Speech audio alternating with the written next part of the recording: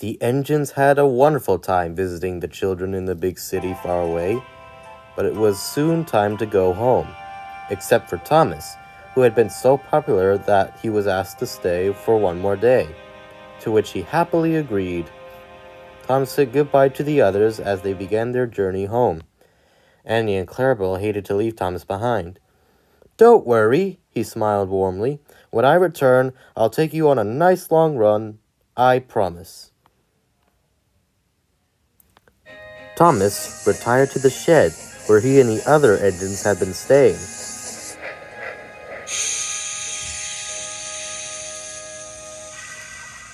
It was now empty, and Thomas began to feel a little lonely.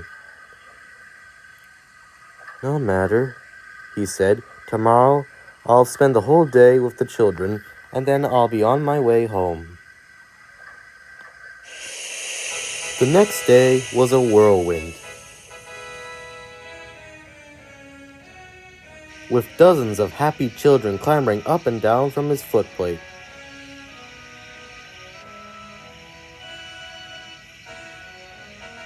"This is wonderful," he told his driver and fireman. "I love the big city. I could see why so many engines like to call this place home. I would love to live here too." But then Thomas had a thought.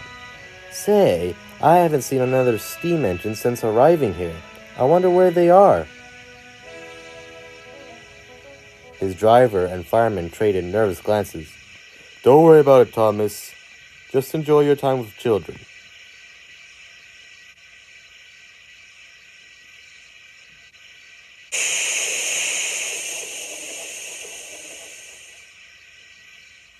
Before Thomas knew it, the day was over and it was time for him to go home.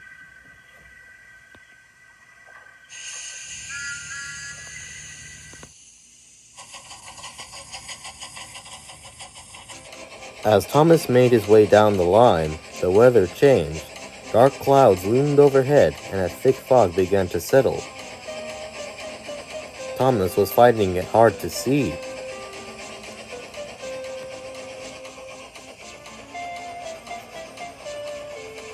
The signalman was having a difficulty too, and sent Thomas down a different line by accident.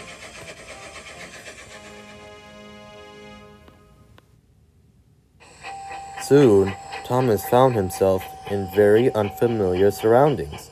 He could not be sure, but he felt as if he was being watched. Up ahead, they could see an outline of a sign through the fog. As they approached it, it read, "Diesels park here." "Diesels?" Thomas spluttered.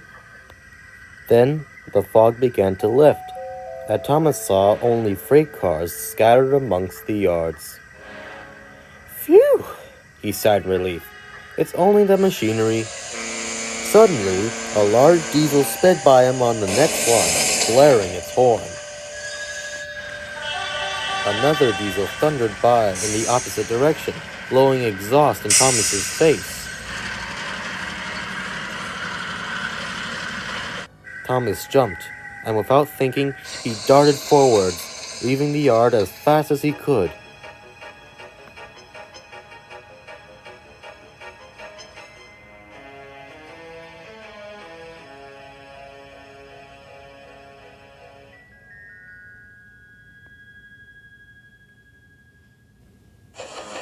On all sides of him, he could hear the growls and snarls of the diesels.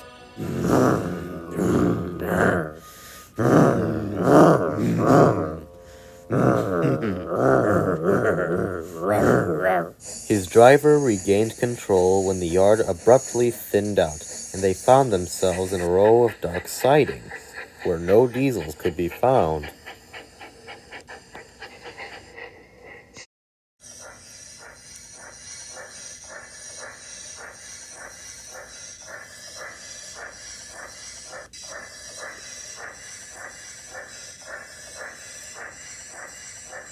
Thomas saw the outline of a steam engine. Then he gained confidence. "Hello," he said. "Could you help us? We need to find our way back to the main line."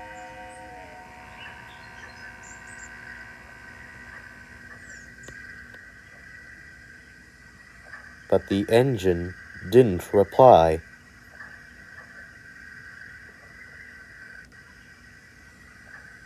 Thomas tried again. Hello?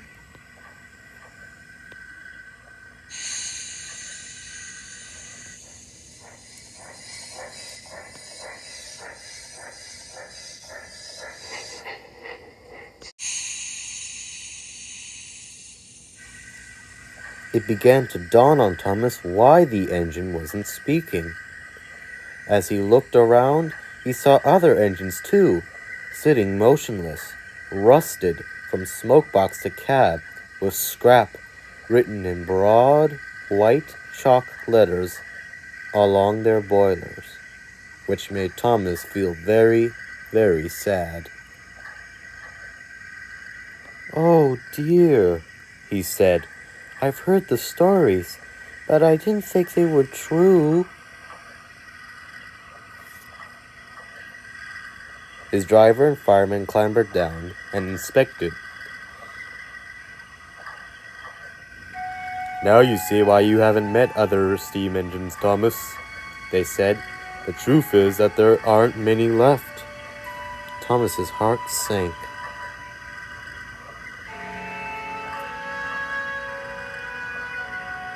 "You are lucky to work on Sildor, Thomas," said his fireman. "There you won't have to worry about being scrapped, so Topham Hatt would not allow it. But," added his driver, "over here is a different sort of place." "I don't think I want to live in a big city after all," said Thomas sadly. "I want to go home."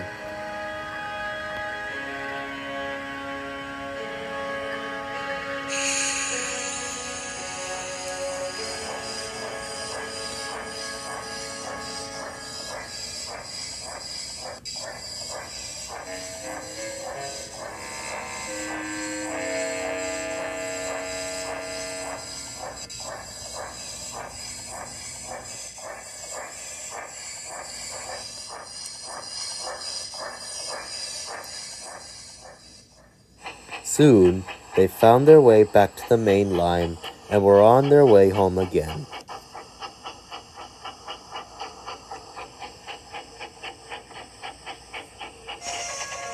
Thomas was a little engine with big aspirations, but he was happy to work on his little island where he didn't have to worry about whether he'd still be in service the next day or not. He only wished there was a way he could help other engines find better homes, too.